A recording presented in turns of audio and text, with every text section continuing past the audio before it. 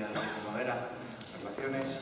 Gracias a todos por estar aquí, gracias a Héctor por haber venido, al director de la INA, José Castellano, muchas gracias por haber venido.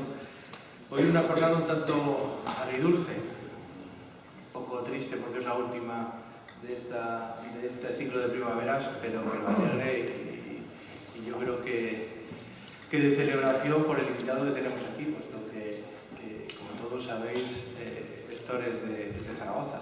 Entonces, pues yo creo que extendiendo el pensamiento, yo creo, de todos los compañeros, bienvenida a tu casa, ¿no, Héctor? Además, en este sentido, estos últimos días antes de esta conferencia, hemos estado bromeando con algún compañero que bien hubiese sido el haber tenido a lo mejor algún medio de transporte, algún autobús y poder haber hecho esta conferencia. Quizás hoy no es el día más adecuado, ¿no? Pero el haberla hecho in situ, en los propios sitios, ¿no? Porque esto, como sabéis, tiene buena parte de su obra también aquí en Zaragoza y en sus alrededores, ¿no? Yo creo que hubiese sido como una cosa fantástica. Pero bueno, al final, lógicamente hemos optado por una cosa más ortodoxa y hacerla en el aula, porque, entre otras cosas, esperamos que nos presente sus últimos proyectos. Ha ganado, como todos sabéis, uno de los proyectos más interesantes que están ahora mismo en el Candelero, en Madrid, la restauración del edificio, la restauración del Palacio del Duque del Infantado como espacio cultural para la fábrica de cerveza Mahon. Pero además de este proyecto, que como digo, que nos presentará hoy aquí, Héctor también es autor de obras tan interesantes como la Escuela de Vela en Sotogrande, la Facultad de Biología Celular y Genética en la Universidad de Alcalá, el edificio de laboratorios químicos de la misma universidad, o, como decía también anteriormente, de numerosos espacios públicos, tanto en Zaragoza como en sus alrededores, por ejemplo en Puerto Venecia, Valdefierro o Pozuela.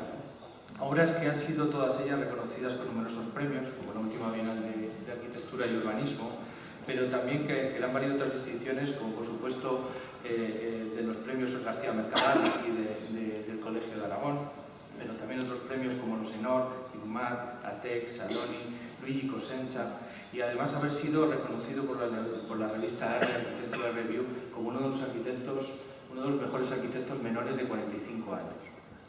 No obstante, también Héctor desarrolla una actividad docente desde la Escuela de Arquitectura de Madrid, desde el 2001, prácticamente desde cuando se terminó su carrera, aunque también ha sido profesor visitante en Roma, en la Sapienza, en Milán, en Copenhague, en Río de Janeiro, Estocolmo, Belgrado, Budapest, o en Dallas o en la Cooper Union en Estados Unidos, y ahora actualmente también es profesor visitante en la Universidad de Pamplona, que tenemos aquí cerca, ¿no? Y además Héctor cumple con la famosa tríada que tanto nos recomienda Boneo, y también tiene su vertiente investigadora, ¿no? Por ejemplo, como becario de la Academia Española en Roma, ¿no? con distintas estancias en Alemania o en los países nórdicos que dieron fruto, que le permitieron desarrollar una tesis doctoral titulada Asplund versus Leverenz, y que aprovecho para recomendaros a todos su lectura. También es autor de varios libros como Asplund, Exposición de Estocolmo, Por si nos encontramos, Piedra, papel y tijera, Babelia, Pensar con las manos, Materia y material, La ortografía del espacio y el alfabeto de la estructura, Cuadernos de viaje, Chicago, Nueva York y Arqueología contemporánea. Y además también ha sido en el 2010 director del Congreso 100 años aprendiendo de Roma, desarrollado en la Academia Española en Roma, y además es codirector junto a Jesús Aparicio de los congresos de arquitectura y cerámica que desarrolla anualmente la Cátedra de Cerámica de Madrid, y aunque este año ya se han celebrado, yo os invito desde aquí a que participéis en los congresos sucesivos. Y además de este impresionante currículum, también es muy buena persona, así que gracias, Héctor, por estar aquí. Muchas gracias, Rubén. Me casi cargada la presentación, porque con este lío informático he visto ahora de refilón que no había cargado la presentación que tenía preparada para hoy. Y como comenta Rubén, venir a Zaragoza para mí no deja de ser una responsabilidad, porque efectivamente soy de Zaragoza, aunque ejerzo profesionalmente en Madrid. Obviamente me hace gran ilusión volver a Zaragoza y digo que es una gran responsabilidad porque además de sentirme entre amigos, porque aquí hay muchos amigos, pues también está aquí parte de mi familia, ¿no? Entonces ya lo puedo hacer bien porque si no me van a canear cuando salgamos de aquí. Bien, por lo tanto no es una formalidad que dar gracias por la invitación. Me hizo muchísima ilusión cuando Rubén me propuso venir a Zaragoza y efectivamente no deja de ser tremendamente ilusionante cuando coges el tren en Madrid con un sol radiante y llegas al Valle del Ebro y encuentras una espesísima niebla que te hace recordar aquellos fantásticos años en Zaragoza. Como ya he comentado, varias de mis obras son en Zaragoza, todas esas obras que yo he desarrollado en Zaragoza, que algunas de ellas voy a explicar hoy, las he hecho en colaboración con mi padre, Manuel Fernández Ramírez, también arquitecto, y al que le doy las gracias especialmente por venir aquí. Fijaos en esta imagen, se trata de una imagen tomada por Sigurd Leverens de su amigo Erik Gunnar Asplund, en el que sería el paisaje donde se construyó el cementerio de bosque de Estocolmo. Es una imagen tomada en septiembre de 1914, al poco de salir las bases del concurso del cementerio del bosque, donde Sigurd Leverens y Gunnar Asplund se presentaron conjuntamente. Si nos fijamos en la imagen, veremos que quizás lo más sorprendente es el tamaño de un paisaje al que desde estas latitudes meridionales no estamos acostumbrados. Los árboles que están junto a Asplund ya sobrepasan su altura, pero es bastante evidente que aquellos que están por detrás tienen una dimensión colosal. Además de esa condición, vamos a decir, monumental de ese paisaje, sorprende también esa manera en que la luz se filtra entre los árboles, también muy distinta a la que solemos estar acostumbrados aquí, esa luz lenta, me gusta decir, escandinava, y que es una de sus características principales. Esto es lo que estuvieron haciendo Asplund y Leverens durante los 5 meses que duró el concurso del cementerio, fallado en mayo de 1915, y quizás fue esa obsesiva visita del bosque durante el otoño y el invierno de esos meses lo que hizo que ganasen el concurso del cementerio. No deja de sorprenderme cada vez que visito este lugar lo poco que supuso la mano de Asplund y Leverens en ese paisaje. Si nos fijamos y ponemos esta imagen en contraste con la imagen anterior, la primera condición que incluyen ellos en este paisaje es una condición de escala, es decir, incluyen unas cruces pintadas en blanco para que aparezcan más desapercibidas, de una escala humana que hace que, puesta en contraste con esos árboles, aún se magnifique esa condición monumental del paisaje. Igualmente, y de una manera muy sutil, muchas veces absolutamente imperceptible en el cementerio, frente a esa condición homogénea del bosque original, ellos densificaron y aclararon parte del cementerio. Esto es una estrategia que siempre me ha parecido magnífica, porque realmente lo que consiguieron es que cuando uno visita el cementerio del bosque, a través de esa luz horizontal escandinava, en muchísimas ocasiones uno no sabe exactamente de dónde viene esa luz. Igualmente, el tercer aspecto, además de la escala del paisaje y la luz, ellos trabajaron con la topografía, es decir, manipularon de la misma manera y de manera muy sutil el paisaje del cementerio, un paisaje originariamente muy horizontal, para construir unos bancales donde se produce una reverberación del plano del suelo simplemente a través de esa condición de construir distintos bancales o alturas en el cementerio. Dicho de otra manera, y esto es quizás de lo que voy a hablar hoy, Asplund y Leverens fueron a favor de la corriente de aquello que encontraron allí. no impusieron su arquitectura sobre el contexto del paisaje original, sino que buscaron esas oportunidades que le dio el propio bosque del cementerio para subrayarlas, valorarlas y maximizarlas. Y esto es quizás la mayor lección que aprendí de mi estancia en Escandinavia, donde estuve 2 años al acabar la carrera con una beca de investigación. Es decir, cómo la arquitectura, que es capaz de buscar las oportunidades que encuentra en cada uno de los proyectos, sale con una naturalidad que la diferencia muchísimo de esa arquitectura impostada que por el esfuerzo o cabezonería de arquitectos intentan incluir de manera forzada, repito, una idea dentro de cada uno de sus proyectos. Y de eso quizás voy a hablar hoy. Si me permitís el símil que pongo en esta imagen, la arquitectura debe ser más judo que karate. Es decir, ayudarse de los propios movimientos y del esfuerzo del contrario para derribarle, a diferencia del karate, que es uno el que tiene que imponer esos movimientos sobre el contrario. Y a través de reglas muy simples, intentar recoger esa inercia del contrario, esa inercia del contexto, de aquello que podemos encontrar a la hora de proyectar, y buscar unas sencillas reglas que hagan que esas oportunidades, repito, que se encuentran en los proyectos se subrayen y se maticen de manera muy evidente.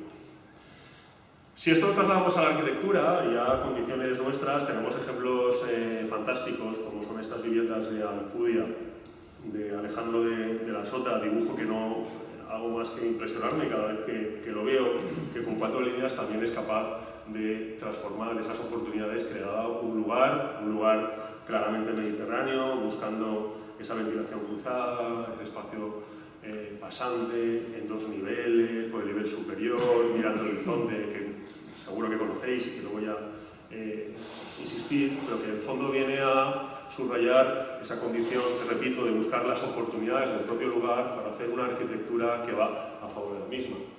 Si nos remitimos de nuevo a ejemplos nórdicos, de nuevo aquí Sigurd Lebrens nos da una lección magistral, y en el encargo de desarrollar una tumba que está en ese punto donde no se sabe si es escultura o arquitectura. De nuevo, no impone su condición estética sobre la tumba, sino que recoge otros valores, ¿no? En este caso, la tumba se arrima a un árbol que tiene una rama que le cobija, donde el plano inclinado, en este caso nevado, ¿no?, contrasta con el oscuro de la viuda y el árbol bajo o por delante de ese negro de la noche nórdica. Es decir, de nuevo, una lección de cómo la arquitectura debe recoger la condición del lugar, en este caso a través de un árbol, o de nuevo a través de un árbol como Asplund en Vila Estenas, es decir, su propia casa de vacaciones, proyecto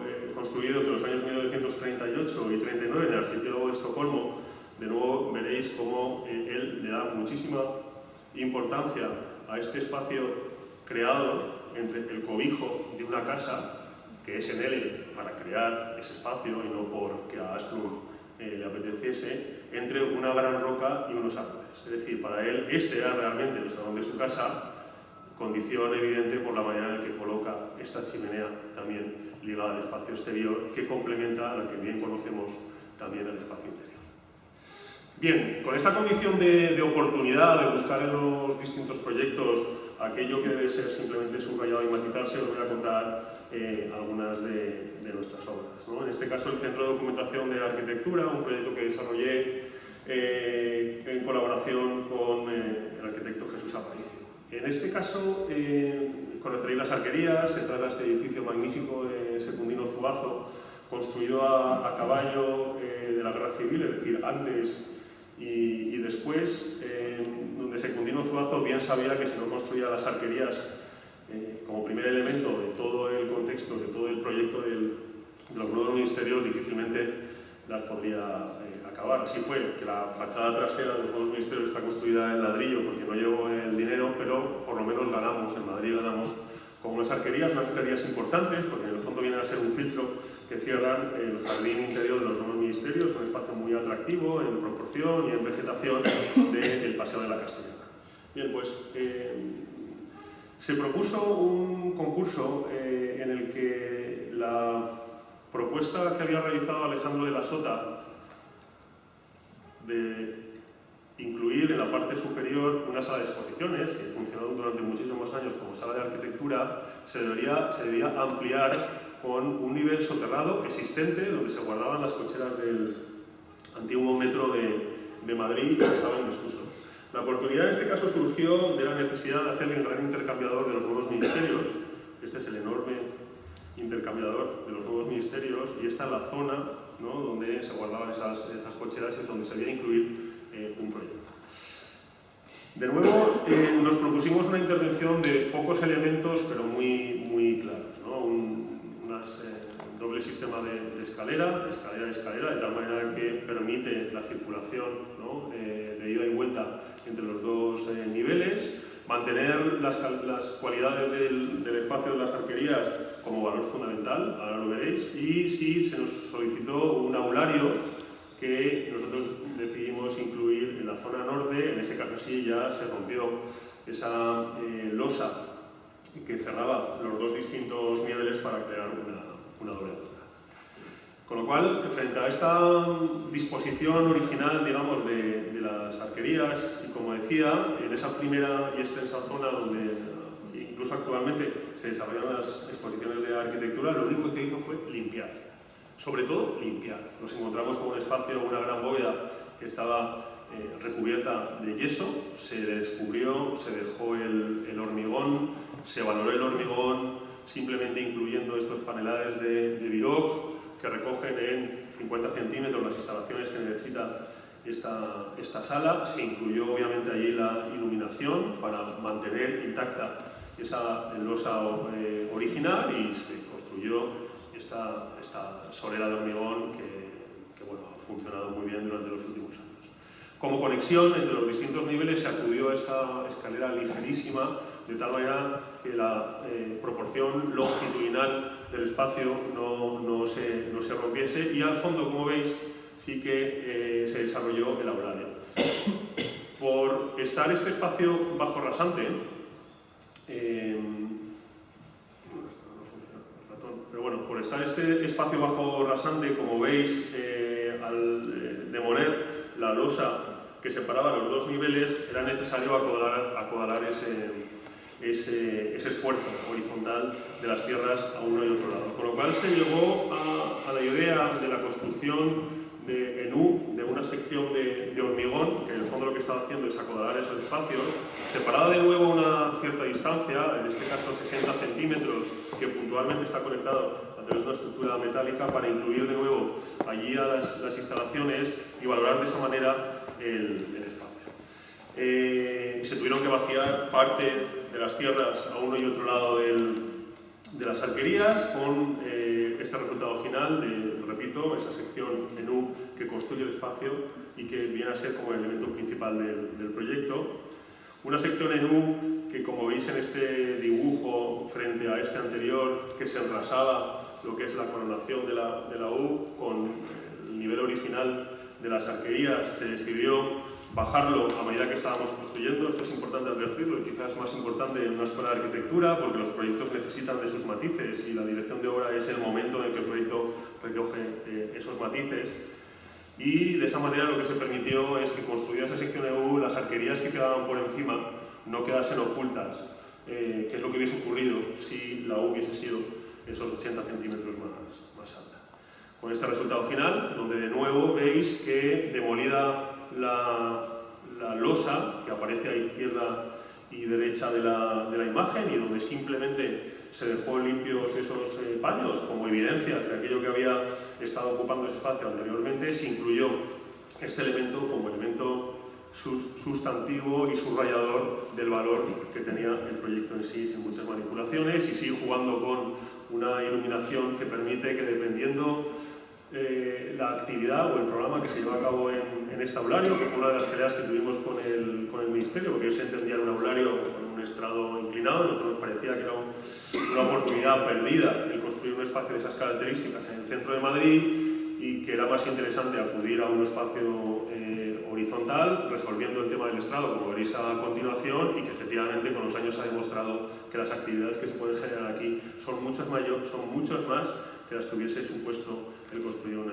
estrato inclinado, ¿no? Un paño inclinado o un aulario al uso. Bien, desde el acceso de la Castellana se produce un recorrido donde desde el principio del proyecto parecía importante mantener esa transparencia original de las arquerías entre lo que es el paseo de la Castellana y el jardín, pero a medida que se va produciendo ese descenso de 12 metros de altura entre el nivel de la Castellana y la zona de abajo, se produce esa condición íntima que necesita un proyecto de estas características, pasando de una relación muy directa visual con el paseo de la Castellana en la rasante superior, ¿no?, a esa condición donde la luz es protagonista.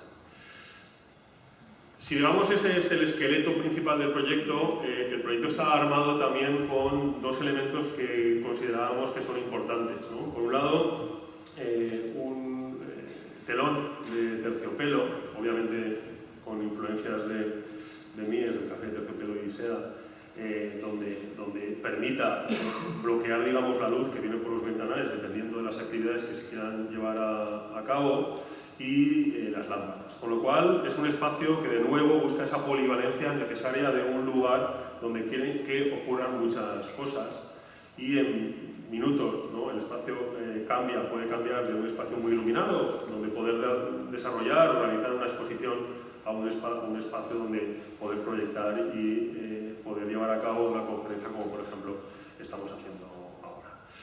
Decía que las lámparas es un elemento importante, donde obviamente la influencia nórdica de nuevo es presente, ¿no? En el cine Scandia, Asplund recoge en ese cerro pintado de negro unas lámparas para de alguna manera imaginar el cielo estrellado que él había conocido en sus viajes al Mediterráneo. En ese caso las lámparas son muy pequeñitas, aquí lo que hace fue darse la vuelta, es decir, se sobredimensionó el tamaño de las lámparas porque durante la construcción nos dimos cuenta que necesitaba también el espacio de una condición doméstica que hiciese que aquella rudeza con la que se incluía la U de hormigón, construida por cierto con la misma gente que estaba haciendo los túneles que iba al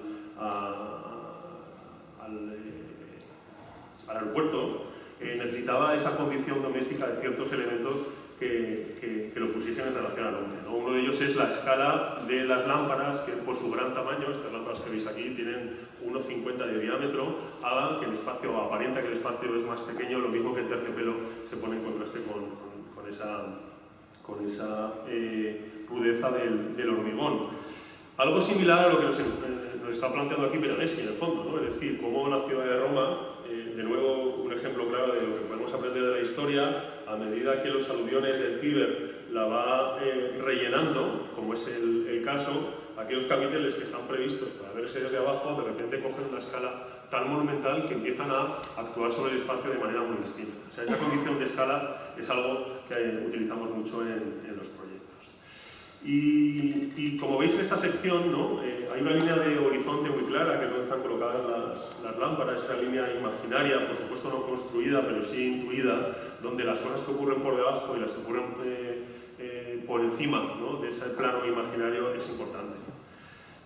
O como podéis ver en esta imagen, ¿no? Yo creo que era importante también trazar una línea imaginaria donde claramente el proyecto recogiese sus referencias. Y bueno, por último, obviamente hubo que resolver los dos extremos. En el extremo más ligado al acceso de la Castellana, más de las escaleras, se incluyó esta cabina de control, donde se controla absolutamente todo lo que ocurre en la sala, imagen, sonido, telones, etc. Y en el extremo contrario, como habéis visto, se incluyó una plataforma elevadora industrial, construida por la gente que hace las plataformas elevadoras de los grandes barcos, ¿no?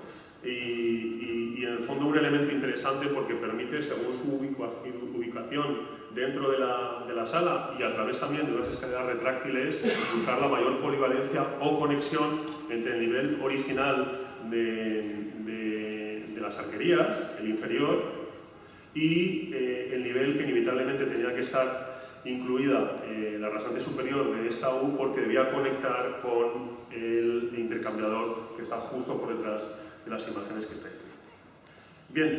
Bien, esto fue hace unos cuantos años, hace 7 u 8 años ya. Os pongo esta imagen de aquella época para que veáis ese boquete que se veía ahí, a la izquierda, detrás de la escalera, que hemos tenido luego la oportunidad, es una obra que acabamos de acabar, de trabajar sobre él, ¿no? Porque siempre nos pareció que esta sala era una pena que no disfrutase de cierta luz natural.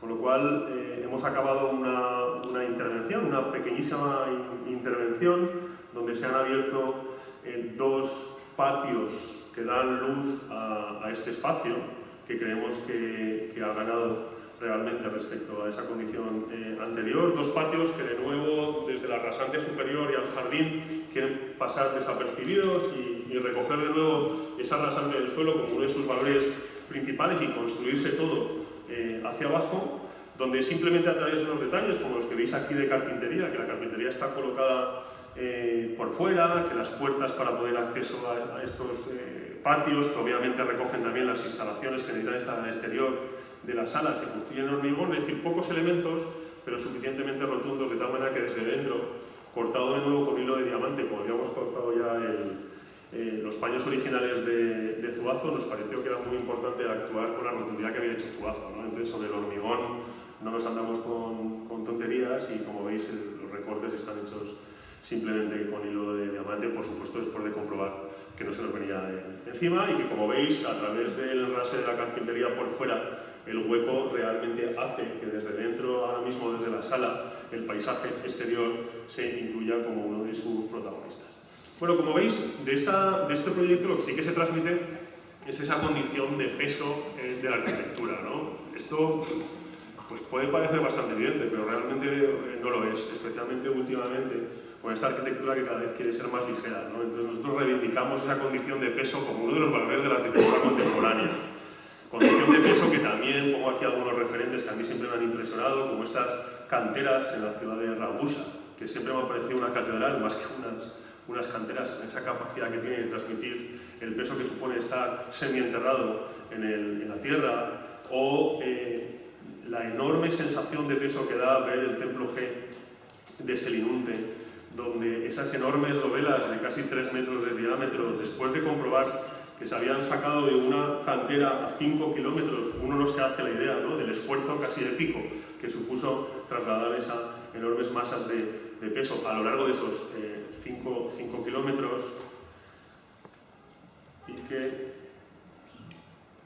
de nuevo, si lo acudimos a una arquitectura contemporánea, recogiendo de nuevo este ejemplo que vais a ver que va a aparecer, porque es uno de los proyectos que más me ha enseñado, que es el cementerio del bosque, de nuevo como Aston y Leves en ese caso, también con una condición épica. El muro perimetral, un muro de casi 4 kilómetros de espesor, construido con unas piezas de piedra enormes, tienen esa condición de peso como su valor fundamental, o de nuevo como si Leves dentro del cementerio utiliza incluso una de esas colinas graníticas del cementerio para incluir simplemente a través de una pequeña puerta y un enorme y largo pasillo una de las tumbas del mismo. Bien, pues con esta condición de peso se planteó uno de esos proyectos que comentaba, que construimos en Zaragoza, que es el acceso al 88.1, ¿no?, como elemento importante de enorme peso, de enorme masa, que supone dar acceso a una de las zonas de expansión de la ciudad y que entendíamos que debería tener un carácter importante, y con la necesidad de construir una balsa de iluminación, es decir, una plaza soterrada por debajo del nivel de la calle, se nos planteó la posibilidad de construir un elemento representativo como es este, donde el peso de nuevo es característico y por supuesto está la referencia del acceso al Danteum de Terragni, o también el 88.1, como las plazas recogen esa condición de peso en varios de sus elementos. O, de nuevo, en ese frente que da al tercer cinturón, que entiendo que conocéis todos, de nuevo la construcción de una enorme montaña, porque esto realmente es una montaña geometrizada, eso sí, pero una enorme montaña no transmite esa condición de peso que, repito, reivindicamos con esta arquitectura. El segundo de los proyectos que me gustaría incidir más especialmente es este edificio de laboratorios químicos en la Universidad de Alcalá. Es un edificio peculiar. La Universidad de Alcalá se encontró con el problema de tener que trasladar aquellos laboratorios donde se utilizaban productos inflamables o productos más peligrosos fuera de las distintas facultades e incluirlo en un edificio, ¿no? Que es un poco lo que intentan transmitir estos dibujos. Además de ese contexto, digamos, programático que era importante advertir dentro del proyecto, ¿no? Y que fue una de las condiciones fundamentales de partida, luego estaba el contexto físico, porque la Universidad de Alcalá, el campus de la Universidad de Alcalá, que no es el campus histórico obviamente, sino que es un campus alejado de lo que es el centro, está construido a través de la intención de distintos edificios, todos ellos construidos en ladrillo, intentando valorar el espacio público. Vamos a decir que a la americana o a la inglesa, donde verdaderamente el espacio público tiene cierto interés. En este caso no es así, fue una oportunidad fallida y esa condición homogénea de los edificios en ladrillo, sumada a que el espacio público no es especialmente representativo, hace que no encontrásemos en el lugar donde debía construirse el edificio ningún valor principal sobre el que poder atarlo, ¿no? Entonces, con esa doble condición, por un lado programática y por otro lado física, se nos ocurrió que el edificio debía ser un enorme cajón muy compacto, muy cerrado en sus fachadas y obviamente abierto únicamente en su cubierta para permitir la ventilación y el soleamiento, ¿no? Que es un poco lo que intenta transmitir esta maqueta, una de las maquetas que hicimos para la propiedad en primer término, donde esa compacidad del proyecto en el fondo transmite ese carácter interior, pero a la vez está reflejando esa condición de contorno donde entendíamos que no había donde ligarse. El proyecto en planta no es muy grande, tiene aproximadamente 42 metros de largo por 14 de ancho. Como comentaba, está absolutamente cerrado en sus fachadas, abierto simplemente a través de estas puertas y, como decía, perforado en su fachada con estos patios que son los que le permiten, digamos, disfrutar del sol y el soleamiento, ¿no? Con este resultado, donde, repito, creo que es importante transmitir, ¿no? Pensamos que es importante transmitir el carácter de un edificio que no es un edificio en sí, sino que está recogiendo en su interior unos laboratorios con cierta peligrosidad. Por supuesto, frente a esa condición cerrada de las fachadas, de la imagen anterior, existe esta, ¿no? Donde la cubierta recoge esos lucernarios que al interior, en este caso uno de los patios que da al corredor principal, permite su ventilación. Un edificio que también en su interior es muy peculiar, porque claro, todo lo que eran los espacios públicos nos decían que tenían que estar muy ventilados, ¿no? Entonces se nos ocurrió que el proyecto debía ser realmente una piel que cierra un espacio también abierto, como es este, y donde ahora veréis los distintos módulos, ¿no? Son los que sí que se cierran y sí que climatizan. Se divide en tres bandas, una banda intermedia, donde era importante también que las furgonetas pudiesen hacer el intercambio de material dentro del edificio, con lo cual esto se convierte en una calle que atraviesa todo el proyecto y donde pueden entrar las furgonetas con entrada y salida. Una banda superior de escasos 1,80 metros de crujía, donde entre patios se incluyen los espacios de servicio, es decir, controles, archivos, vestuarios, baños de la gente que trabaja allí, donde simplemente hay una apertura donde entra la gente que trabaja en el edificio. Y eso sí, al lado sur se incluyen estos 4 módulos de almacén y laboratorios, donde también era importante que estuviesen incluidos entre patios ventilados, de tal manera que si hay una fuga de uno de los módulos a otro, siempre existe un espacio exterior, cubierto eso sí, en parte, no en los patios, que permite que haya cierta circulación de aire. Esta es una imagen de los espacios secundarios, como veis también compartimentados. También se nos propuso, se nos pidió que los distintos módulos pudiesen funcionar de manera compartimentada, de tal manera que en su fachada sur, como veis, aparecen esas puertas que permiten que el edificio funcione de manera conjunta si hay un acceso por la calle principal o de manera separada si solo se quiere tener acceso a cada uno de esos módulos. Bien, igualmente el proyecto, como veis, se puede entender como una concavidad abierta al cielo, puntualmente cubierta, como se intenta explicar en estos dibujos. Y así se planteó en el proyecto de ejecución y así se empezó a construir, ¿no? Pero sí que es también interesante advertir, yo creo, que estos patios que veis ahí a la derecha de la imagen, donde se recibía mucha luz y sobre todo el agua de lluvia cuando entraba con cierto viento, ¿no? Provocaba un problema en el interior.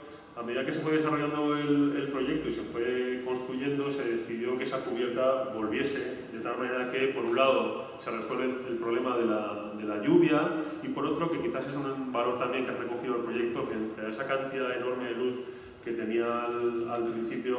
El proyecto está realmente más construido a través de la sombra.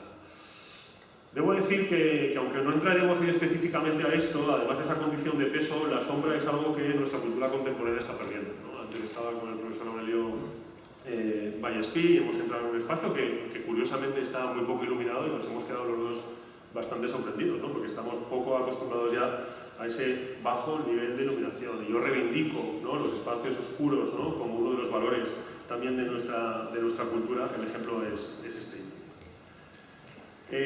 Las puertas, como habéis advertido, son un elemento importante, un elemento que, lo mismo que hacían las lámparas, que fuese un espacio ambiguo en la sala de los nuevos ministerios, en este caso las puertas también le dan un carácter a esa volumetría, ¿no? Unas puertas que van de suelo a techo, es decir, que tienen 5 metros de alto, en este caso 2 de ancho, que le dan, repito, un carácter importante al proyecto. Nos parecía que había que jugar con esa ambigüedad, ¿no?, de no saber si el proyecto es grande o pequeño. Realmente es pequeño, pero quiere ser grande a través de la sobredimensión de estas puertas.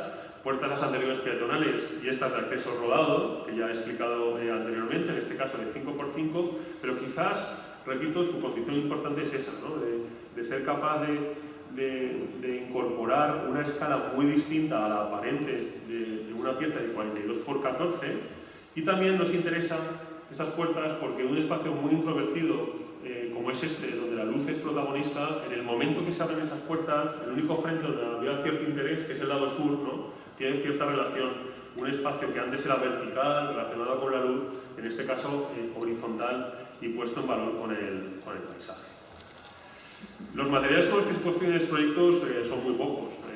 Soleras de hormigón, toda la estructura, cerramientos, está construida en acero galvanizado y, como veis, simplemente esos módulos son los que están construidos con unas piedras, en este caso sí, aisladas, ¿no?, de Viroc.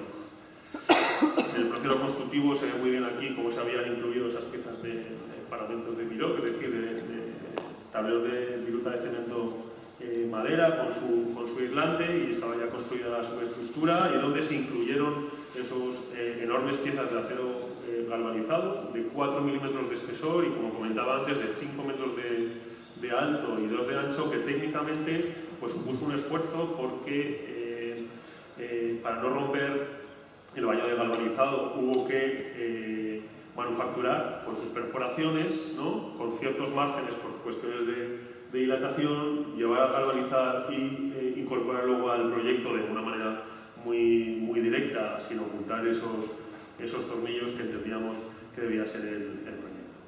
Debo decir que el acero galvanizado es un material del que he aprendido mucho. No es un material uniforme, le pasa un poquito como el hormigón, donde incluso después de los baños de galvanizados te puedes encontrar cosas de este tipo y no sabes exactamente por las que son, que cuando lo colocan más que acero galvanizado parece acero inoxidable, que a medida que va pasando el tiempo, y creo que ese es sus grandes valores, o a medida que va pasando el día, o dependiendo si el día está más o menos nublado, como veis en las siguientes imágenes, pues va recogiendo unos valores que a mí me han interesado mucho y de los que he aprendido mucho para otros proyectos, como veréis ahora, ¿no?, que es esa condición, vamos a decir, latente o reverberante de un material que para nada es inerte o está muerto, sino que está reflejando en él mismo la condición variable de su entorno. Y esto creo que es uno de los valores de la arquitectura que debe ser también valorado y que también en muchos de los proyectos que vemos últimamente pasa desapercibido. Es decir, la textura del material, esa capacidad que tiene el material a través de su superficie de trasladar unos de sus mayores valores. En este sentido, pues hay literatura infinita, ¿no? Yo os he puesto aquí alguna que creo que es muy recomendable, ¿no? Una de ellas es Abstracción y Naturaleza, el libro magnífico que yo he leído incansablemente y que sigo aprendiendo, de Boehringer, por supuesto Riegel, ¿no? En estos dos libros, Problemas de estilo y el arte industrial tardorromano, donde de nuevo nos transmite esa condición epidérmica del material como uno de sus valores fundamentales.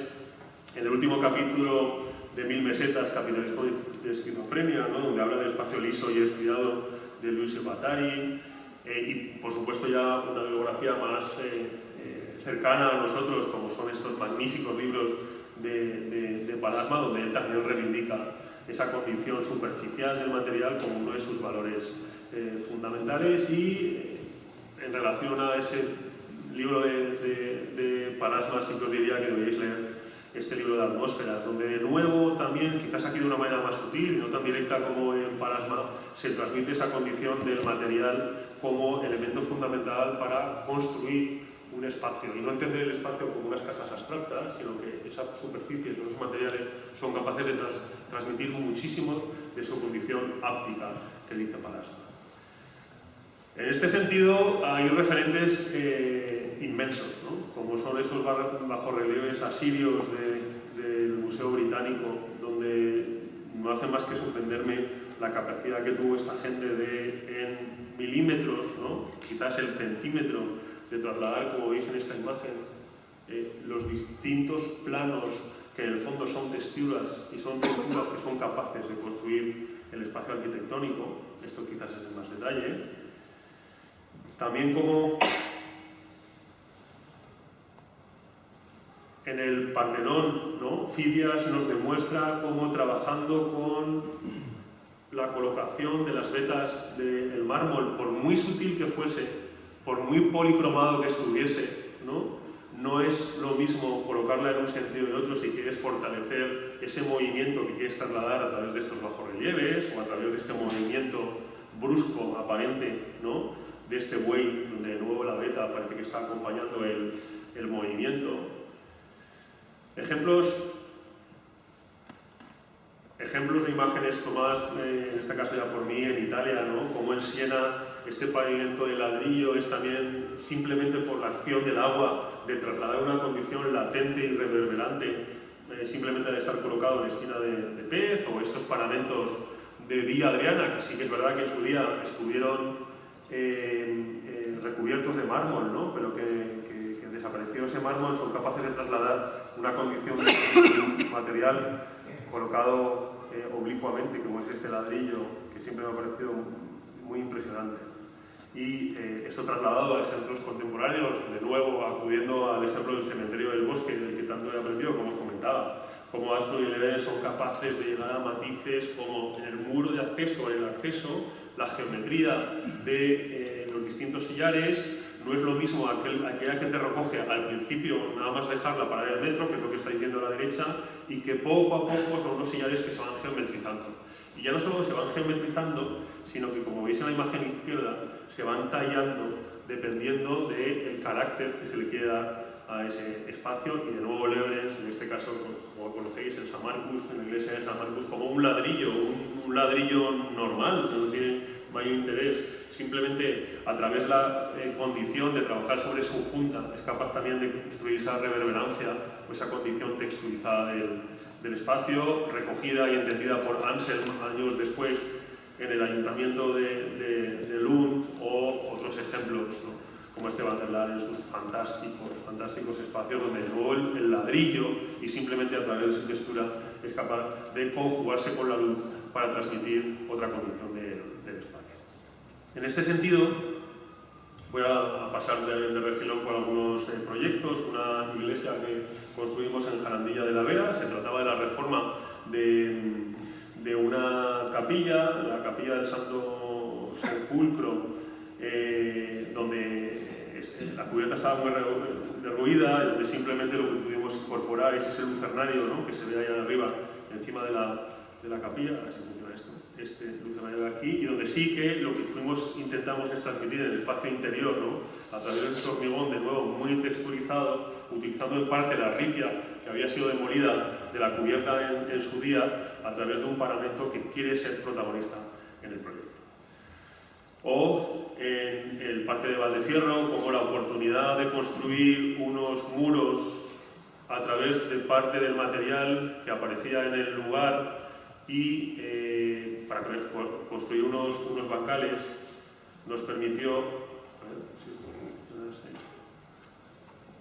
No, un vídeo, pero bueno, pues, es un vídeo que retrata un poco cómo se manipularon luego esos muros de hormigón para sacarle esa textura de esos materiales, ¿no? Que se habían recuperado y se habían incluido en esos muros que son de nuevo los protagonistas, y no solo los muros, sino su textura, como podéis ver en estas imágenes, y imágenes evidentes donde este muro tiene que ver mucho, ¿no? Con la influencia que tiene el muro del Pesquile en Villa Adriana, ¿no? Esa magnífica obra de arquitectura de Adriano, que además de emperador era un arquitecto como la copa de un pino, porque a una persona que se le ocurre construir simplemente un muro de 300 metros de largo y casi creo que 9 de alto, orientado de tal manera que por su soleamiento te permite pasear o por el lado norte o por el lado sur, me parece una obra absolutamente magnífica.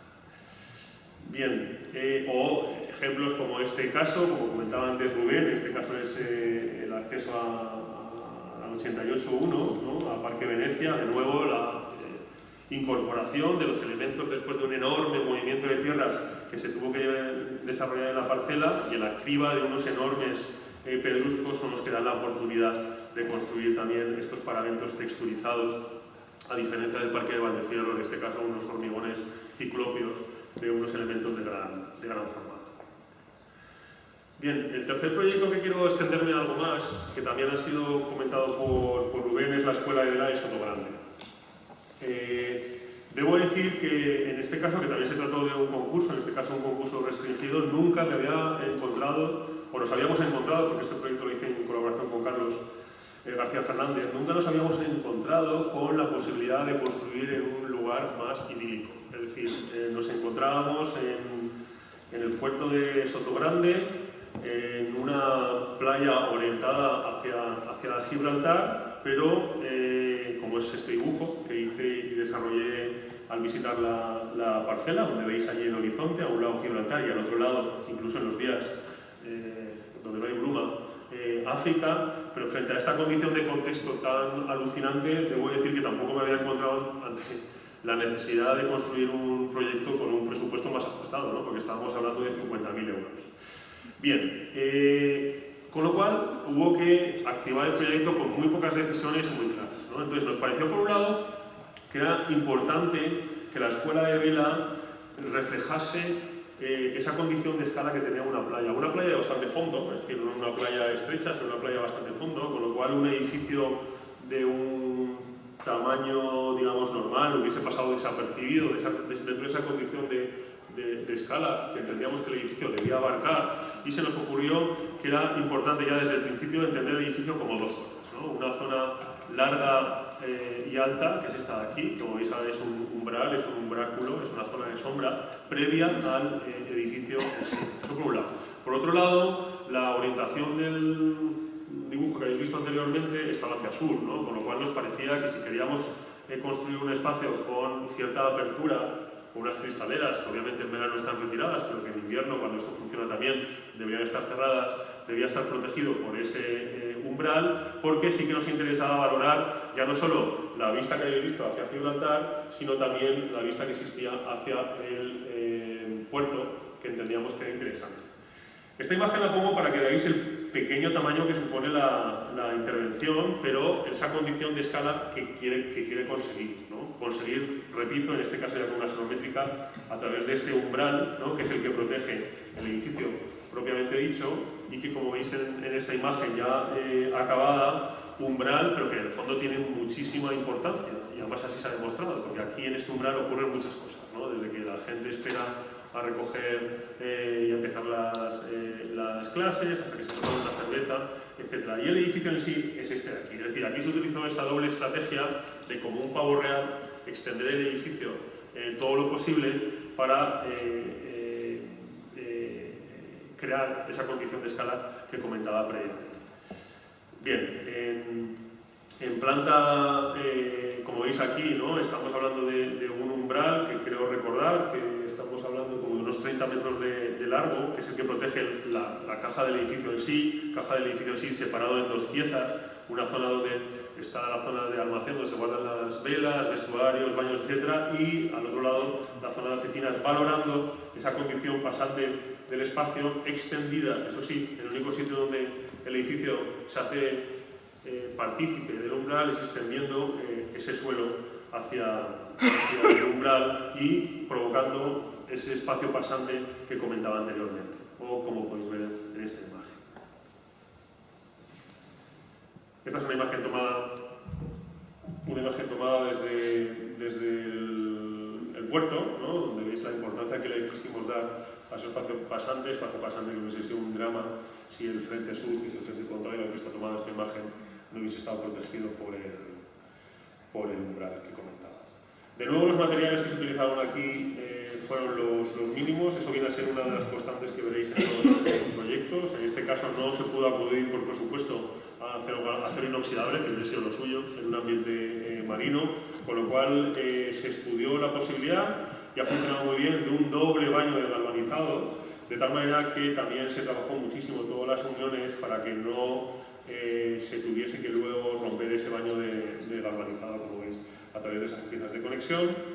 Paramentos de Viroc, que obviamente no necesitaban de aislamiento, en este caso simplemente superpuesto a esa estructura de acero galvanizado, y el umbráculo, como se suele hacer tradicionalmente en Andalucía, ¿no? A través de este cañizo, que nos pareció un elemento interesante.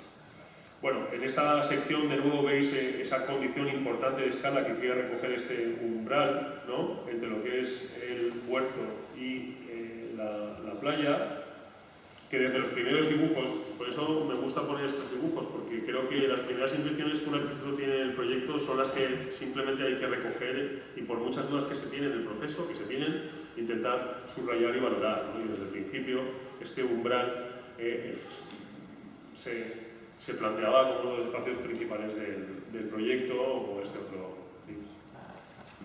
Aquí veis esa condición de escala que os comentaba, es decir, estamos hablando de una playa que por su extensión entendíamos que necesitaba un espacio de cierto tamaño, o como veis en este caso, si el edificio, como os decía antes, hubiese sido simplemente lo que es realmente el edificio en sí, que es este de aquí, hubiese sido una hormiguita, ¿no? Dentro de esa playa que nos parecía que era una oportunidad perdida. Como veis, este es el umbral, donde, repito, se genera mucha de la actividad necesaria en el edificio, y la plataforma como único elemento que, repito, igualmente sale del espacio interior y se prolonga hacia el exterior, ¿no? Haciendo que se provoque esa relación entre la sala social que llaman ellos y ese espacio en sombra del exterior. Con unas puertas correderas, de nuevo construidas en acero galvanizado, que, repito, se pueden recoger y ocultar en uno de sus laterales, y donde quizás, y esto es lo más importante también, ¿no? Como decía, que hay que acudir a esos primeros dibujos para ser capaces de concretar lo que es verdaderamente en el proyecto. Aquí obviamente el horizonte, o esas vistas que había hacia Gibraltar, eran únicas, ¿no? Y esa era la oportunidad, repito, del proyecto, y que debía ser valorada, ¿no? Entonces, a lo largo de los meses que estuvimos desarrollando el proyecto, escaso mes que estuvimos desarrollando el proyecto del concurso, como veis, el horizonte en estos dibujos siempre fue importante, ¿no? Y siempre que nos imaginábamos una vista del interior, era el horizonte, ¿no? Aquella que dibujábamos primero. Entonces, ahora veis a través de esta inclusión de las siguientes líneas, como el horizonte, en el fondo, lo único que quiere ser es valorado, ¿no? Primero, enmarcándolo, luego subrayándolo a través de la proyección de la plataforma hacia la playa, y luego también tensándolo, que me gusta decir, es decir, con la proyección de lo que es el cañizo, ¿no? De tal manera que, como veis en esta imagen, esta es la línea importante del proyecto, ¿no? Y todas las acciones del mismo vienen para determinar, ¿no? Esa línea como elemento protagonista.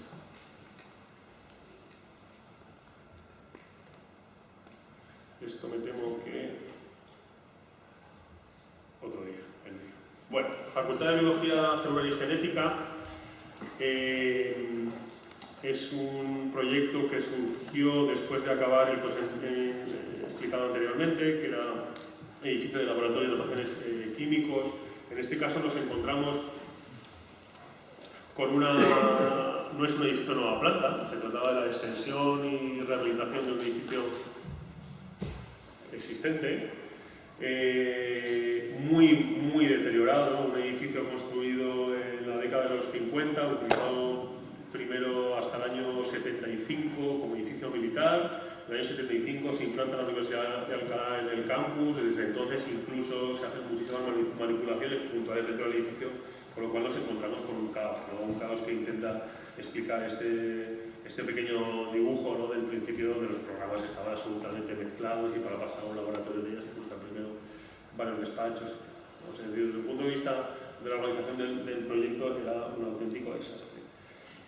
Un edificio interesante en algunos valores que veréis luego, pero sobre todo en un espacio jardinado, una zona verde, donde además no se podía construir, ¿no? En su lado sur-oeste, como se ve en este dibujo o en este otro, pero de nuevo son los primeros dibujos de desarrollo del proyecto, donde siempre de nuevo viene a estar presente este elemento como elemento fundamental, y como veréis, o en esta sección, ¿no? De nuevo, que nos parecía que era interesante entender este elemento como parte del proyecto y hacerlo partícipe del mismo. Es decir, entendimos que aquí había una oportunidad de hacer que el proyecto respirase de este lugar, y que el único hándicap que había es que cruzaba una carretera, ¿no?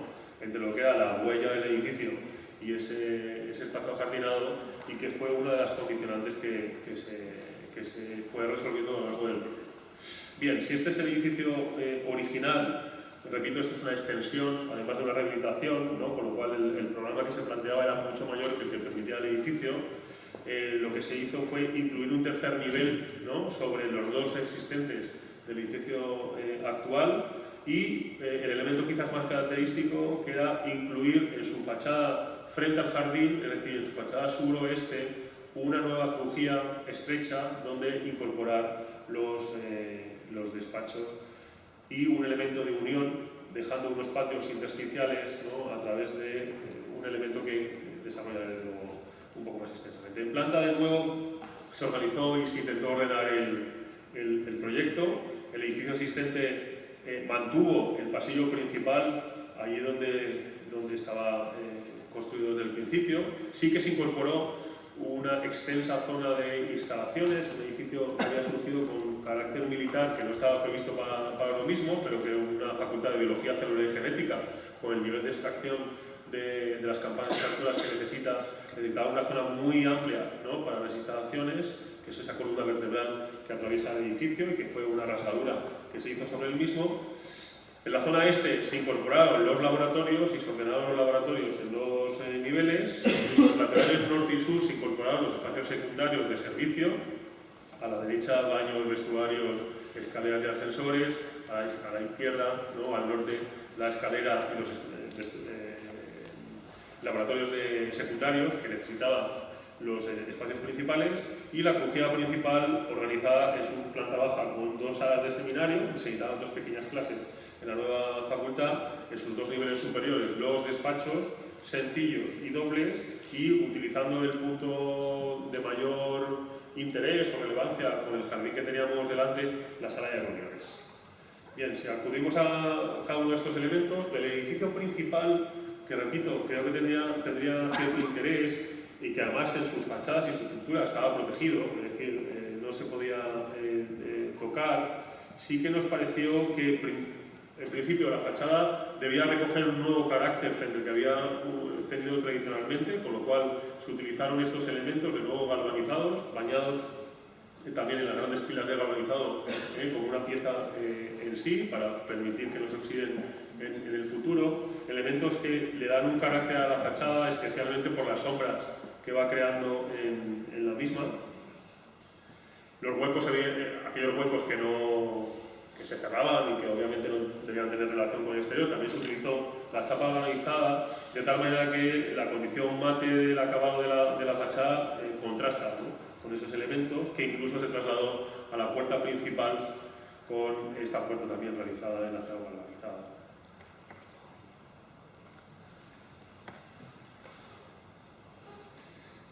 Las losas de hormigón que se habían construido ahí en la década de los 50 creíamos que tenían cierto interés, con lo cual ante la necesidad de reforzar la estructura se llegó a esta condición de separar, ¿no?, lo que es la estructura de refuerzo metálico de las losas originales. Decidiendo también, que esto fue una decisión importante del proyecto, que no iba a haber un solo falso techo, de tal manera que ese espacio que queda entre el refuerzo de estructura, que como veis aquí no teníamos ningún problema de torsión, sino simplemente lo que teníamos es de flecha, con lo cual lo apoyamos sobre esas pletinas, permite crear un espacio intermedio para llevar todas las canalizaciones de las instalaciones.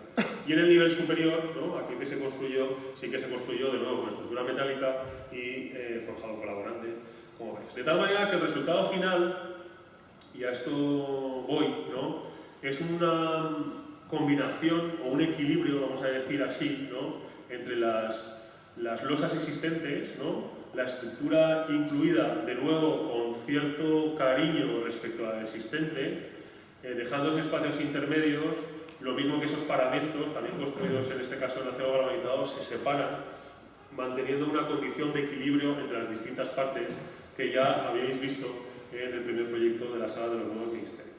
Aquí veis cómo las instalaciones se ordenaron, ¿no?, en ese estrato, de tal manera que las losas, aquellas losas, repito, construidas en los años 50, siguen siendo protagonistas en el proyecto.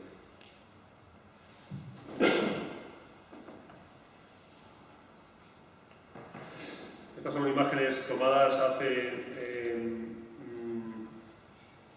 escasos meses y bueno, pues como veis se mantiene muy bien. Las instalaciones al principio costó entender, ¿no?, que no tuviésemos falsos techos, pero la verdad es que ahora mismo la gente está encantada. Especialmente porque cuando hay un problema se detecta rápidamente. Algo importante, porque ya había pasado que todo oculto bajo los falsos, por detrás de los falsos techos, hace que esos problemas de instalación, cuando ya se quieran detectar, hayan provocado ciertos problemas e incluso problemas serios de salud. Bien, el elemento que comentaba antes y primero que se incluyó en el proyecto fue ese siguiente nivel por encima del edificio original. Claro, para no penalizar la estructura existente que teníamos que reforzar, se construyó, ¿no?, en una estructura muy ligera. Al principio quisimos que fuese de aluminio, no pudo ser por una cuestión presupuestaria, al final fue de acero, pero se llevó a sus mínimas espesores.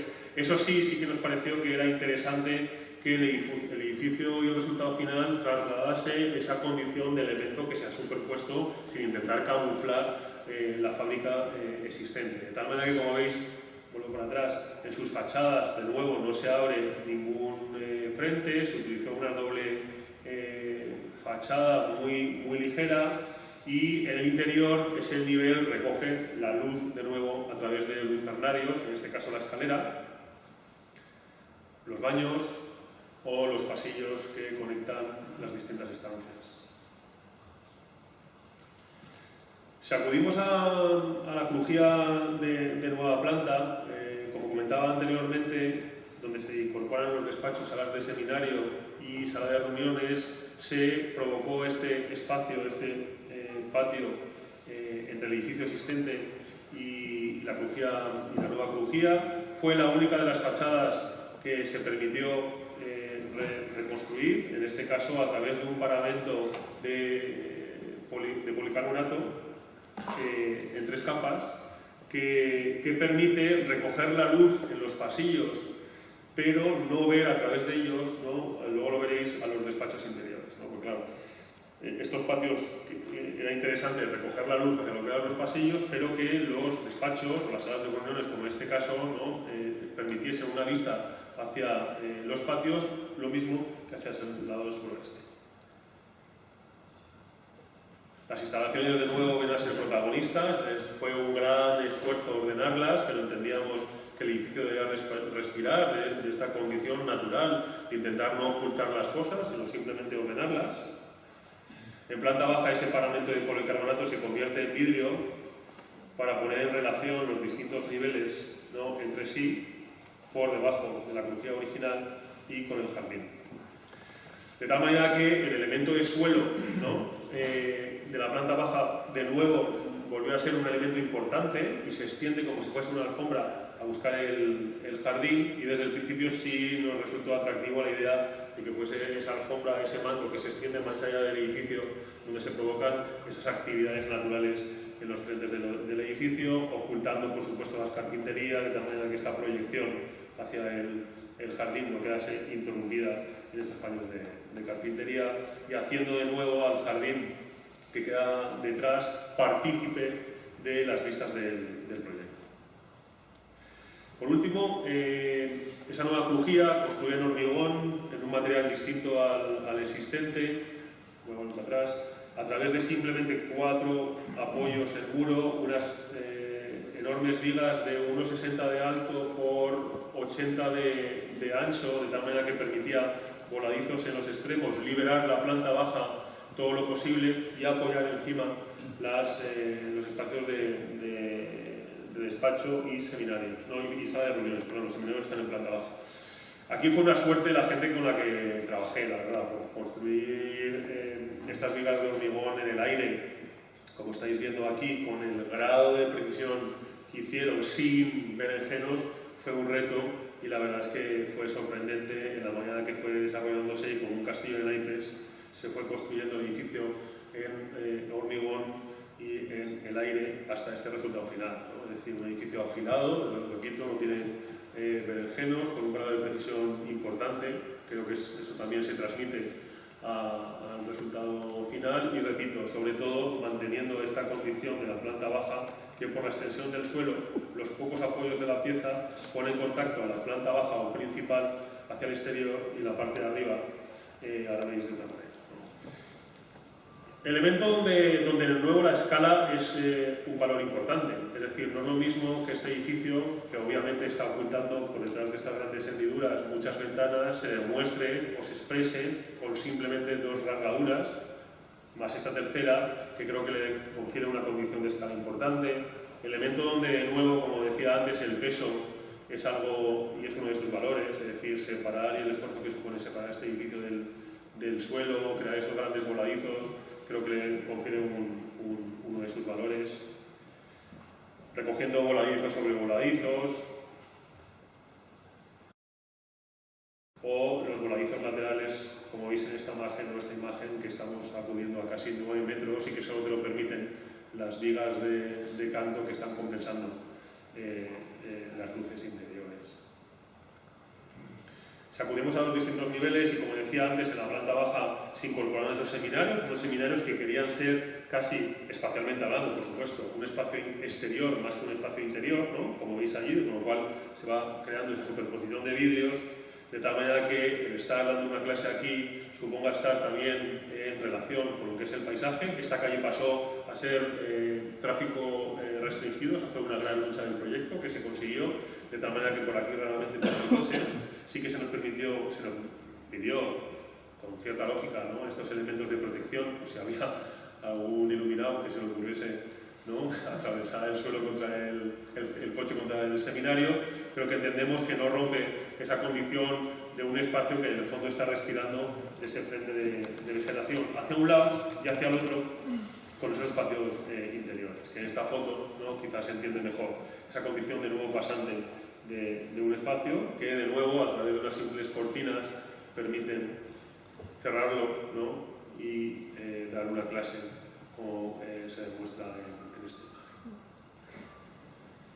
este. La pieza en sí tenía evidentemente una doble condición, una condición de escala, como ya he comentado, hacia el jardín, pero por otro lado una condición de soleamiento, ¿no? Estamos hablando de un suroeste madrileño, que viene a ser una orientación complicada, con lo cual aquí nos estamos enfrentando a un noreste que por una cuestión de iluminación tenía que repercutir de la manera que se organizase el proyecto, ¿no? Entonces, al noreste se pudo abrir para construir una luz homogénea dentro de sus habitáculos con unos ventanales muy amplios, como veis en esta imagen. En cambio, en su lado contrario, se acudió a estos brisolets con unas losas que vuelan 1,40 metros, de tal manera que al interior no hiciese falta colocar unas cortinas como así ha sido, ¿no? Es es uno de los grandes retos. Es decir, de nuevo teníamos un paisaje interior que era el que podía caracterizar en buena parte el interior de los despachos, y nos pareció que esos brisolés iban a hacer que no se incluyesen cortinas en estos despachos. Los despachos cada uno se los ha puesto a su gusto, a mí me encanta verlos, ¿no? Porque en el fondo se van transformando, van cambiando, todos son distintos, pero sobre todo todos tienen un ADN, ¿no? Y el ADN es que este ventanal, ¿no?, se mantiene impoluto, se mantiene intacto, se mantiene a 1,20 en el horizonte de la vista cuando uno está sentado, de tal manera que los distintos colores que van cogiendo esos árboles a lo largo de las estaciones, otoño, primavera, etcétera, está repercutiendo claramente en una caja, que es una caja ruda, una caja de hormigón, que la gente, repito, se ha puesto a su gusto, que al principio hubo muchas críticas, pero que me alegra que cuando voy ahí, pues la gente me agradece. Un sitio silencioso, donde además de las vistas, unos laboratorios que unos despachos que por los módulos exigidos no podían tener mucha superficie, pero que se extienden en su cara contraria, ¿no? Por un lado, a través de unos ventanales que permiten una luz muy homogénea, raramente se da la luz artificial en estos despachos, pero también visualmente los despachos parecen mucho más grandes, ¿no? Porque se están apoderando visualmente de esos patios interiores, ¿no? Al otro lado está el pasillo, pero nadie te ve. Y que de nuevo la gente se ha puesto a su gusto, como veis en esta imagen. Estos son los despachos dobles, que son los despachos del fondo, pero donde se acudió a la misma estrategia, ¿no? De abrir unos grandes ventanales hacia los patios y unas rasgaduras horizontales que en el fondo lo que están haciendo es enmarcar el paisaje enfrente del edificio. Con la sala de reuniones, os decía anteriormente, la parte alta, una sala donde sí que nos interesaba abrirnos más a lo que es el jardín, que por esa orientación suroeste necesitaba de una implicación mayor del voladizo, como así fue, y estos voladizos están volando 3,5 metros, de tal manera que solo en la puesta del sol, ¿no?, es cuando entra la luz directamente, y a lo largo del día pues se mantiene una luz homogénea, donde es la misma luz que entra por el patio, de la que se recibe por la fachada oeste, la que baña ese espacio interior, como estáis viendo aquí. Un espacio estrecho, de nuevo pasante, donde el paisaje y el jardín vuelve a ser protagonista, y donde luego, a través de unas cortinas, se puede matizar su interior.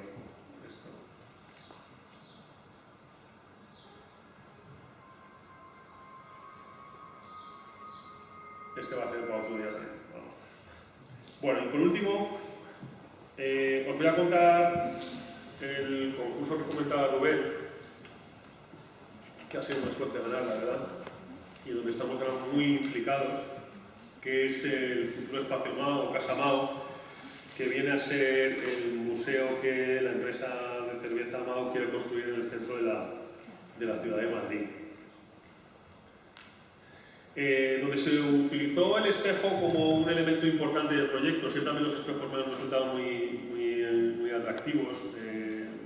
Nuestra casa está llena de espejos, por esa condición de dobles reflejos que cuando enfrentas uno a otro provoca, por esa condición ambigua del espacio cuando se multiplican los reflejos, por supuesto no de una manera vanidosa para mirarse, sino colocado estratégicamente de tal manera que simplemente actuando sobre un espacio existente es capaz de multiplicarte y de cambiarte el espacio, ¿no? Con esta referencia que todos conocéis, que liga muchísimo con esa tradición de los barrios de Madrid de utilizar el espejo como elemento de referencia en elementos clásicos como la imagen anterior o incluso en los bares modernos que se están construyendo, y donde en obras que de nuevo conocéis todos, el espejo es un valor fundamental, ¿no? ¿Qué decir de este espejo? Que no insistiré, o en cambio sí de este, donde además les gustó mucho a aquellos que tenían que valorar el concurso, ¿no? Esto estoy igual contando muchas cosas, en los próximos concursos me lo ganáis, ¿no? Pero donde encontramos una MAO, ¿no? que obviamente fue uno de los valores que la gente de MAO valoró mucho, y espejos relacionados con la arquitectura, como el del Cabañón, ¿no? Que es ese espejo-ventana, que también conocéis, o Le Corbusier utilizaba los espejos. Es decir, el mundo de los espejos, o esta cafetería de Simul Leveres, de nuevo, ¿no? Donde el espejo es un elemento importante, o como no, el pequeñísimo café de los, ¿no? Donde ese estrato superior de espejos, con esas miles de reflejos superpuestos, hacen que se provoque una atmósfera absolutamente maravillosa. Bueno, pues con una obras de arte como es esta, ¿no? Entonces, con esa estrategia de espejos, además de una mínima intervención en el edificio existente, que es el Palacio del Duque del Infantado, es decir, proponiendo abrir única y exclusivamente en muros y forjados allí donde fuese necesario por una cuestión de circulación vertical, con escaleras y ascensores, o bien horizontal, para no provocar falsos fondos de saco, como es el caso. Y como la cerveza, obviamente, como protagonista, y en esos primeros croquis, entendiendo que el recorrido que se provocase en este edificio, ¿no? La cerveza fuese algo importante, incluso la microcervecería que se proponía quería ser el corazón del edificio, como se representan en estas imágenes, pues en esos elementos con los que se construyese el concurso. Los techos también nos pareció que, implicando a los espejos como queríamos implicar y como nos había enseñado Los, ¿no? en su café, si los techos los pintábamos de rojo se iba a provocar esa infinitud de esos paramentos que al principio pensábamos que eran mejor de lo que realmente han sido, ¿no? Pero que nos pareció que era muy bonito entender también los espejos en relación al techo para provocar esa multiplicación y obviamente construidos y pintados en un rojo mao, o como en este croquis también de concurso, ¿no? Me gusta poner los croquis que hacemos habitualmente en el estudio para que veáis la importancia que tiene hacer estos dibujos, ¿no? Rápidos, donde se entiende en este caso de nuevo que es un espejo elevado, con lo cual no te puedes mirar a ti mismo, pero que en el fondo está creando un carácter en el proyecto o en esta imagen ya renderizada, donde si el techo original llegaría hasta aquí por la inclusión de esos espejos en el tercio superior, ¿no? Se provoca esa infinitud de ese elemento. Y también es importante, esto se hizo así, porque es un edificio protegido en sus fachadas principales, que son estas tres, no se podía manipular, sí que entendíamos que a través de esos huecos, esos techos extendidos del interior, pintados en rojo, debían ser protagonistas. Si acudimos a los elementos del proyecto, uno de ellos, quizás el fundamental para que este edificio funcione, era la inclusión de una espina, que nos gustó llamar, ¿no? Que es este elemento de comunicación, con dos ascensores en los extremos, ¿no? Y una escalera intermedia que permitirá la adecuación del edificio, un edificio que tiene un carácter doméstico y que inevitablemente tiene que recoger el carácter público que se le quiere dar, que gustó muchísimo esto en la Comisión del Patrimonio, que fue partícipe del jurado, porque solo se actuaba y se rompían esos forjados en la crujía, primero más corta y segundo interior, de tal manera que las crujías principales del edificio se mantenían intactas. Aquí hay algunas imágenes que no están saliendo, pero entiendo. Bueno, y una escalera que obviamente también se estudió la manera en que se recogían las circulaciones públicas y privadas, donde se incluía la microcervecería también como elemento partícipe en ese recoger de subir o bajar a lo largo del edificio, como la cerveza debería ser un elemento protagonista, como estáis viendo en estos dibujos. De nuevo, en la esquina, los reflejos, nos parecía que era un lugar idóneo para incluirlos, ¿no? Con esos doble paramentos separados escasos 3 metros, de tal manera que construyendo esos paramentos laterales en espejo iba a provocar unos reflejos como lo que se intentan explicar en estas imágenes, muy distintos, ¿no? al carácter matérico del palacio en sí, que ya se proponía desde el principio no tocar, ¿no? En su mayor condición, no ahí donde se incluían los espejos, y donde a través de esa esquina se van a provocar esas visiones cruzadas que os comentaba con uno de esos primeros croquis, donde el edificio va a respirar y se va a entrelazar entre sus distintos espacios a lo largo de esas diagonales. El patio también era un elemento importante a desarrollar. Se nos ocurrió un patio que estaba colocado estratégicamente enfrente del acceso principal, un patio que se nos ocurrió también con la idea de los reflejos y los espejos, incluir un enorme espejo retráctil de aproximadamente 6 por 6 metros, que bien trabajado, como estamos haciendo, si está cerrado, permite reflejar la actividad que se está llevando en el propio patio, pero quizás es más interesante ver cómo colocado, ¿no?, a 45 grados va a reflejar en el propio corazón del edificio una de las visiones más bonitas y más desconocidas de la ciudad de Madrid, que es de la zona de la iglesia de San Francisco el Grande.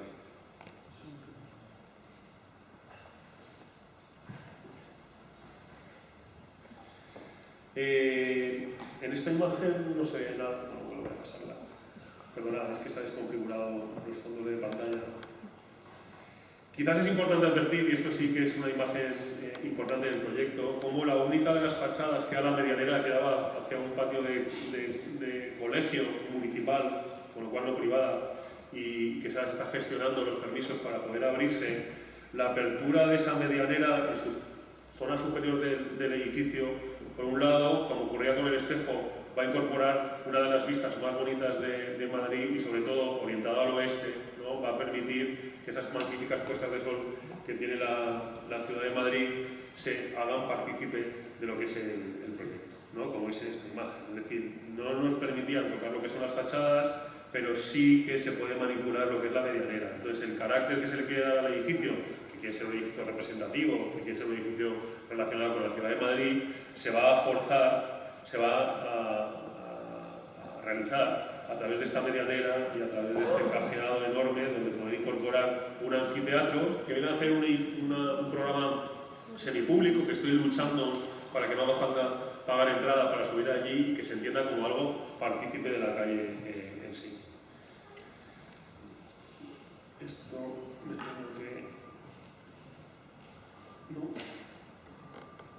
Bueno, esto es como nos lo hemos encontrado ayer. Esta es la imagen que he hecho ayer para poder incorporarlo a la presentación. Hemos empezado a hacer las demoliciones y bueno, solo deseo que la próxima vez que nos veamos os pueda enseñar ya este edificio acabado. Muchas gracias y repito, agradezco mucho la invitación, sobre todo a este lugar que siento como mi casa.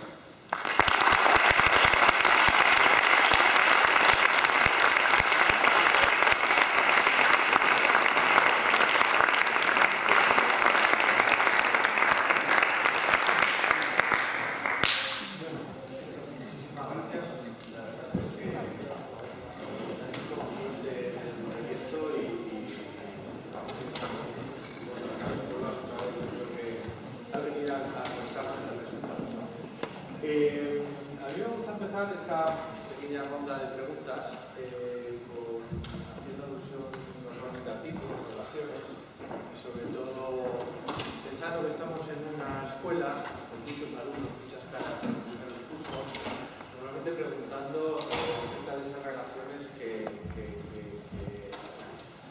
los estudiantes necesitan a atacar los proyectos. Pero yo creo que en tu caso sí que nos has ido desgranando, nos has contado de además una forma muy didáctica, muchas de ellas, ¿no? El peso, la sombra, por ejemplo, la textura, ¿no? Pero en cambio en tu caso me gustaría hacer otra pregunta y es que quizás en la presentación se me olvidó valorar una faceta tuya que yo creo que has mostrado y has hecho un pequeño comentario como es la del dibujo, ¿no?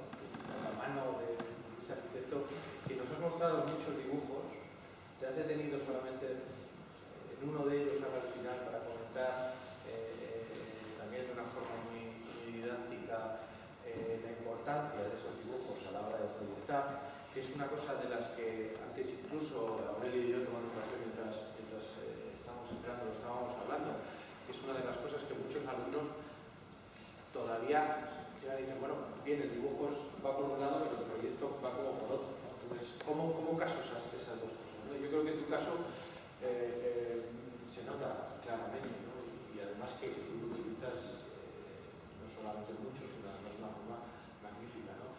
Yo creo que si le pudieses dar algún consejo en ese sentido a los... Bueno, a ver, todos tenemos nuestras estrategias, nuestras herramientas para desarrollar los proyectos. Como estás comentando, Rubén, en mi caso el dibujo es una herramienta fundamental, por no decir la inevitable. Creo que incluso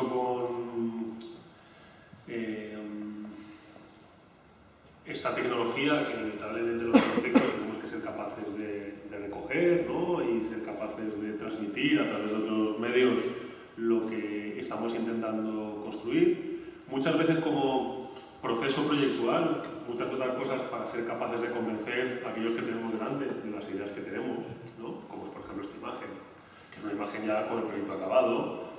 El dibujo, repito, creo que es la herramienta donde el arquitecto, incluso por mucha tecnología que tengamos ahora mismo en nuestra mano, es capaz de trasladar de una manera directa, clara, eficaz, eficiente el pensamiento, ¿no? con arquitectura. Yo ya no solo porque sea una apasionada del dibujo y más allá de lo que es la arquitectura, me gusta mucho dibujar, se ha visto por la presentación, porque muchos de estos bloques son del proceso de proyecto, el dibujo es muy partícipe del proceso de pensamiento. Y yo siempre defiendo que las escuelas de arquitectura, que además han perdido mucha carga de esa primera parte que suponía la formación del dibujo, deben recuperarla, pero el dibujo físico, a mano, a través de las técnicas que sean, ¿no? Donde la persona, el arquitecto, es capaz de expresarse de una manera mucho más directa.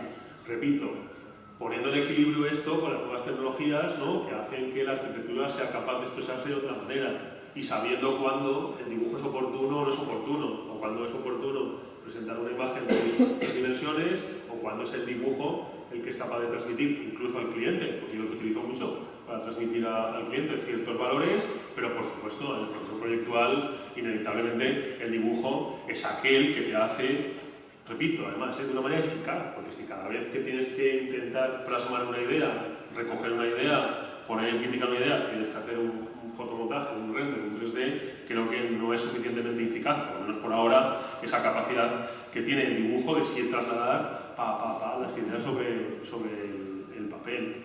Con Aurelio también lo he discutido muchísimo, ¿no? Él obviamente que es profesor de dibujo, pero yo que soy profesor de proyectos, reivindico el dibujo a mano como el papel fundamental en el desarrollo intelectual del arquitecto.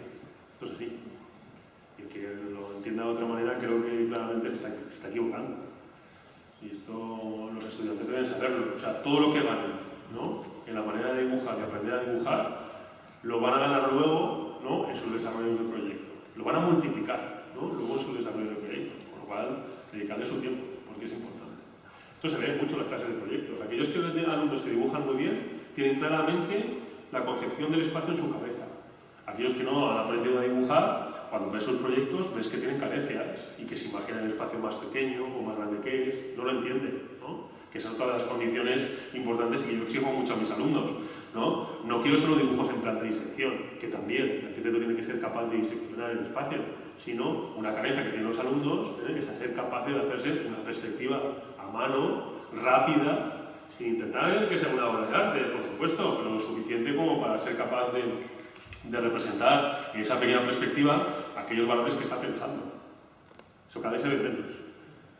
Lo mismo que cada vez se ve menos alumnos que son capaces de expresar su proyecto desde el interior, ¿no? Y se suele acudir, ¿no? A imágenes forzadas, ¿no? Desde el exterior y muchas de ellas incluso desde arriba, ¿no? Cuando yo reivindico que la arquitectura sobre todo se debe pensar desde dentro, con lo cual esos dibujos, esos renders incluso, deben ser mucho más desde dentro que desde fuera.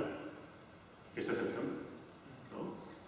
Creo que este espacio no se transmite de la misma manera desde fuera que desde dentro, es desde dentro donde transmiten los espacios. Entonces, acostumbrados a pensar la arquitectura desde el interior, ¿no? Por supuesto, el exterior es importante y tiene que ir en paralelo, pero ese pensamiento muchas veces, bueno, solo hace falta ver las entregas. Yo además me suelo hacer el análisis, tú vas viendo las entregas finales de los alumnos, ¿no? Y vas viendo los pocos que son capaces de transmitir el proyecto desde dentro y generalmente esos son los mejores proyectos, por algo será.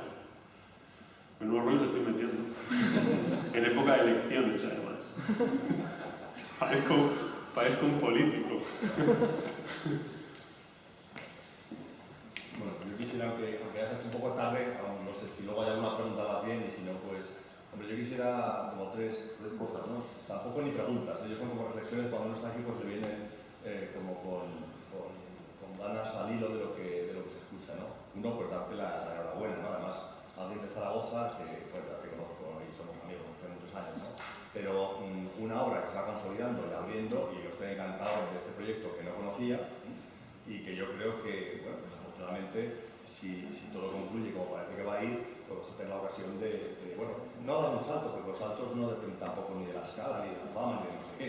Pero bueno, alguien tan consistente que desde un pequeño belenito hasta un muro de tierra y piedra, hasta no sé qué, pues me alegra mucho que este proyecto pues también te pueda situar o sigas avanzando, ¿no?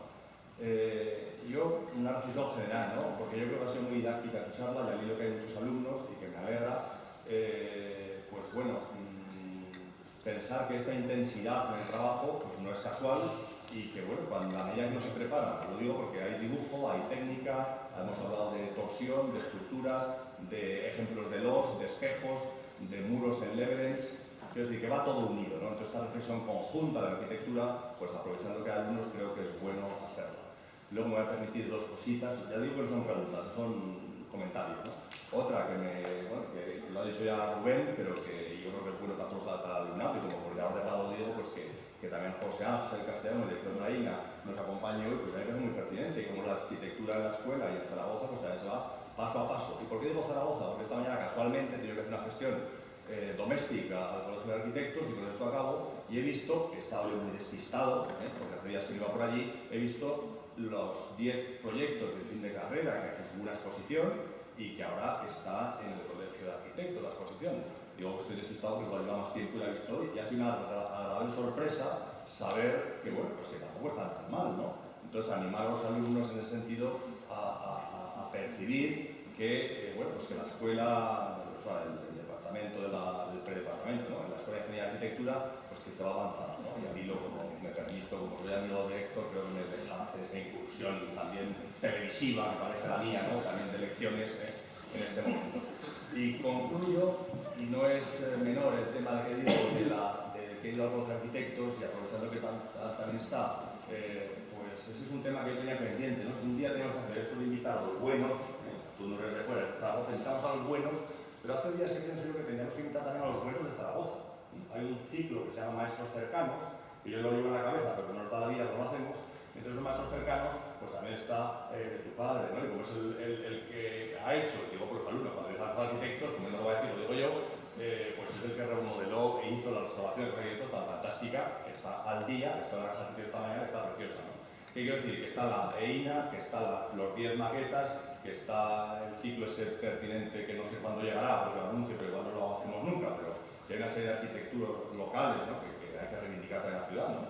Que son menos conocidos aparentemente, los demás los conocemos mucho, ¿no? Pero son menos conocidos y que tienen una obra pues, muy importante, pero como somos de Zaragoza, que se dice, pues siempre le damos poca importancia, ¿no? Lo cual está muy bien y no debemos perder, pero es así. Bueno, simplemente quería hacer esta pequeña reflexión, que se me perdone. Sí, no, pero yo también tengo que contestar. Lo primero... No, yo tampoco voy a alargar, pero tengo que jugar con... Lo primero, Carlos es muy amigo, ¿no? Lo segundo, me consta, porque es la tercera vez que yo vengo aquí y he visto ya muchos proyectos, que en esta escuela se está realizando un trabajo magnífico, porque una de las condiciones que estaba comentando Carlos, que es muy difícil de ver en el panorama de las escuelas del mundo y muchas de España, aquí se aprende a proyectar no solo el espacio arquitectónico, sino también desde la torsión, la capacidad del material, etc.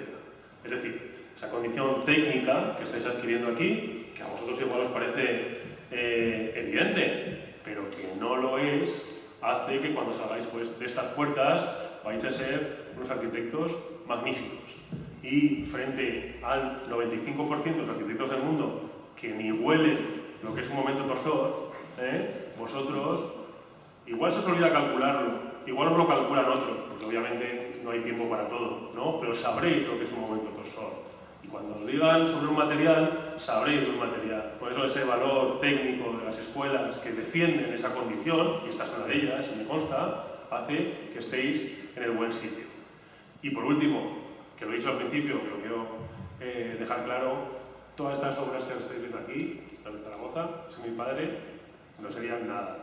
Es decir, yo puse mi parte y él puso mucho más que yo. Como podéis ver, mi principal obra, eso sí, la hice ya colaborando al 50%, que se mi principal obra la tenéis delante.